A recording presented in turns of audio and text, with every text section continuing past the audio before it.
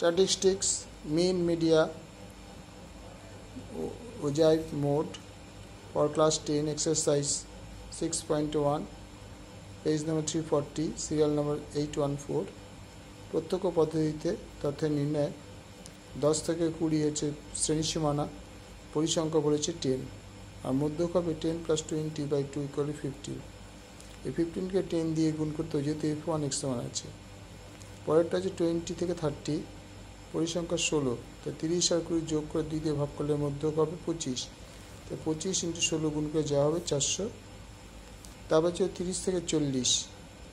এর মধ্যক হবে 30 + 40/2 তার মানে 35 35 × 20 700 40 থেকে 50 এর পরিসংখ্যা হচ্ছে 30 তাহলে এদের যোগ বাই 2 করলে 90/2 45 ডিগ্রি 45 × 30 হচ্ছে 1350 তারপর 50 থেকে 60 13 তো 50 আর যোগ করলে হচ্ছে 110 তার অর্ধেক হলো 55 55 × 30 বলে 715 তারপর হচ্ছে 70 থেকে 60 থেকে 70 যোগ করলে হবে 130 পরিসংখ্যা হচ্ছে 11 তাহলে মধ্যক হবে 160 + 70/2 অর্থাৎ 65 65 × 11 হচ্ছে 715 তাহলে এদিকে পরিসংখ্যা সিগমা f1